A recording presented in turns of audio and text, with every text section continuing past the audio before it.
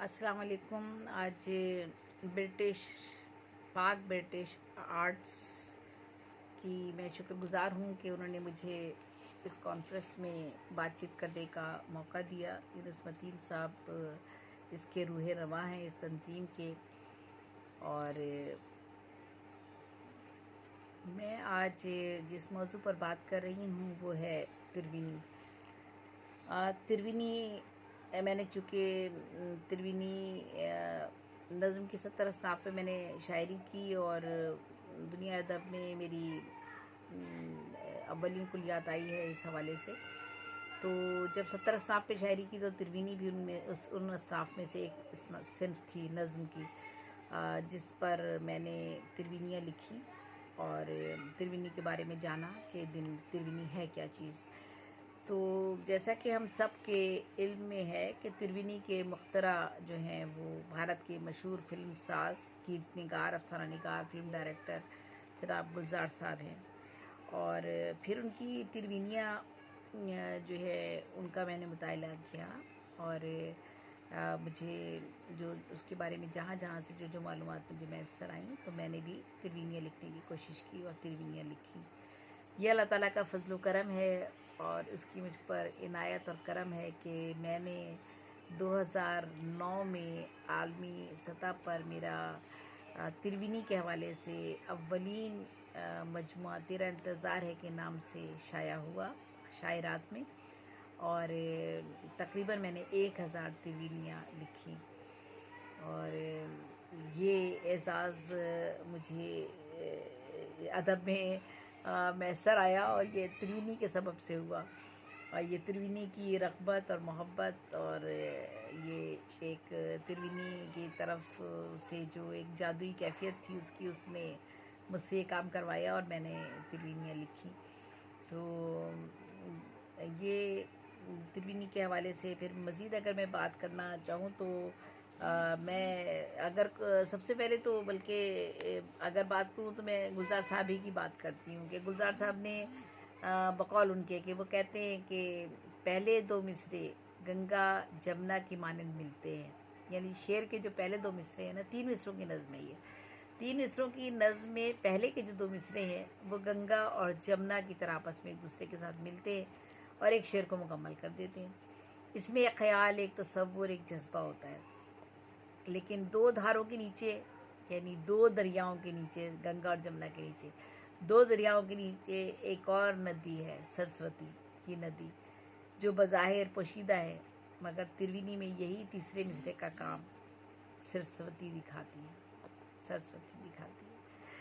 तो वो अब इस बात को मैं इस तरह से कहूँगी, उन्होंने ये वजाहत करके उन्होंने कहा और उन्होंने कहा जो तीसरा मिसरा यानी सरस्वती जिसको वो तशबीह देते हैं तीसरे मिसरे को, पहले 2 मिसरों को गंगा और जमुना से और तीसरे को सरस्वती से, तो कहते हैं वो गहराई उस मिसरे की, जो तीसरे मिसरे में जो ख्याल और फ़िक्र की गहराई है वो इतनी बुलंद हो जाती है और इतनी आला बरफ़ा हो जाती है और इतनी हैरत अंगेज़ हो जाती है कि वो कारी को चौंका के रख देती है। और कारी जो है वो उससे पूरी तरह लुत्फ़अंदोज़ होता है, उस मज़मून से, उस ख़याल से, उस फ़िक्र से, उस सोच से जो उन 3 मिसरों में बयान की गई होती है। गो के 3 मिसरों की नज़में इससे पहले भी लिखी जाती रही हैं और बहुत सी 3 मिसरों की नज़में हैं। और जैसे सुलासी है, माहिया है, सहमिसरी है, सैलगी है, सहगानिया है, चेसियाँ है, हाइको तो मैंने गालिबन नाम ले लिया, हाइको और सेंड्रू, तो माहिया, ये सारी, और फिर ये सारी सहमिसरी नज़में हैं। और लेकिन उसमें इजाफ़ा हुआ तिरवीनी का जो गुलजार साहब ने किया। और इसी तरह सहमिसरी एक नज़्म जो कि मैंने 40 असनाफ़ पे शायरी की नज़मों की, तो अल्लाह ताला ने मुझसे कहा कि 70 असनाफ़ पे मैंने शायरी की नज़मों की, तो अल्लाह ताला ने कहा कि अभी एक सिर्फ और बाकी है, वो उसकी इख्तराब जो है मैं उसका मुख्तरा मैं आपको बना देता हूँ। तो शायद ये रब्बे करीम का मुझ पर करम हुआ कि मैंने एक नई शेरी सिर्फ भी उर्दू अदब में ईजाद की और वो भी मिसरी नज़्म थी और वो 3 मिसरों की एक नज़्म है और उसके हर मिसरे में एक सवाल होता है। वो इन तमाम जो इससे पहले की सेमिस्ट्री नज़में ईजाद हुई हुई हैं, जो अलग अलग जिनके नाम हैं, तो वो मैं उन पर कभी हम बात करेंगे। लेकिन चूँकि आज तो हम तिरविनी की बात कर रहे हैं, तो तिरविनी को चूँकि 3 मिसरों की नज़म है और 3 मिसरों के हवाले से ही हमें ये फ़र्क भी करना है कि फ़र्क क्या है बाकी 3 मिसरों की नज़मों में और इसमें। तो जो ख़ुद गुलजार साहब ने बता दिया है उसी पर हम चलते हुए बात करते हैं कि ये वही एक तरीका कार है, ये वही टेक्निक है कि मज़ामीन के एतबार से उन्होंने इसमें फ़र्क रखा है। टेक्निक तो इसमें कोई जुदा गाना ऐसी नहीं है, क्योंकि टेक्निक के एतबार से तमाम बहूर में ये लिखी जा सकती है, वज़न औज़ान तमाम इसमें इस्तेमाल किए जा सकते हैं।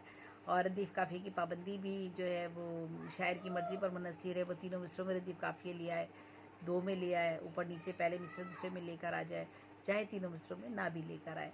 तो ये तिरविनी के हवाले से जो एक टेक्निक हमारे सामने आती है, गुलजार साहब ने जो हमारे सामने वाज़े की है वो ये आती है। तो तिरविनी 2 लफ्ज़ हैं जो तिर और विनी से मरकब हैं। तो तिरविनी संस्कृत का लफ्ज़ है ये, और हिंदी ज़बान में ये तिरबिनी से बदल जाता है। अच्छा, तिर के मायने 3 के हैं, ठीक है, और विनी के मायने हैं औरत की चोटी, पानी की रवानी, और तीसरे मायने हैं दरियाओं के मिलने की जगह, यानी उनका संगम, अतसाल। तो ये जैसे कि उन्होंने कह ही दिया, गंगा जमुना और फिर सरस्वती जहाँ पर आकर संगम हो जाता है दोनों दरियाओं का। तो इस तरह ये 3 दरिया के मकाम इत्तिसाल को तिरविनी का उन्होंने कहा कि तिरविनी का नाम उन्होंने दिया बिल्कुल इस तरह से। तो ये तिरविनी जो है बिल्कुल इसी तरह से तिरविनी जो है वो मज़ामीन के एतबार से अपनी जो है वो उसमें एक ख़ासियत रखती है कि मज़मून का जो इंतखाब है वो इस तरह किया जाए कि 2 मिसरे अलग तरीके से अगर लिखे जा रहे हैं और किसी ख़्याल और फ़िक्र के साथ लिखे जा रहे हैं, जज्बे के साथ लिखे जा रहे हैं और किसी नई सोच को उजागर कर रहे हैं, तो तीसरा मिसरा बिल्कुल एक नए अंदाज से हैरत अंगेज़ पहलू लेकर सामने आए और चौंका कर रख दे, और उसमें एक तासुर हो, एक तब्दीली हो, और तीनों मिसरों का फिर एक तवाज़ुन उसमें बरकरार हो, और जब आप कारी उसको पढ़े तो उसे एक लुत्फ़ आए सेमिस्टर नज़्म को पढ़ने का।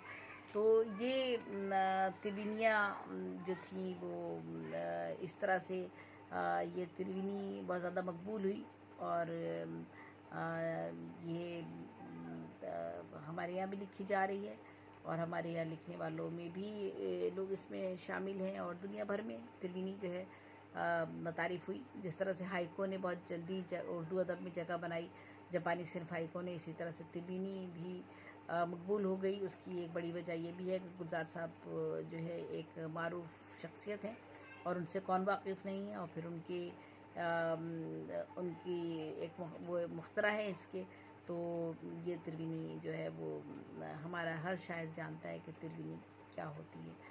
तो अब इसी हवाले से मैं कुछ यहाँ पर तिरविनियाँ अपनी शामिल करना चाहूँगी ताकि मिसाल के तौर पर आपके सामने वो आ सकें।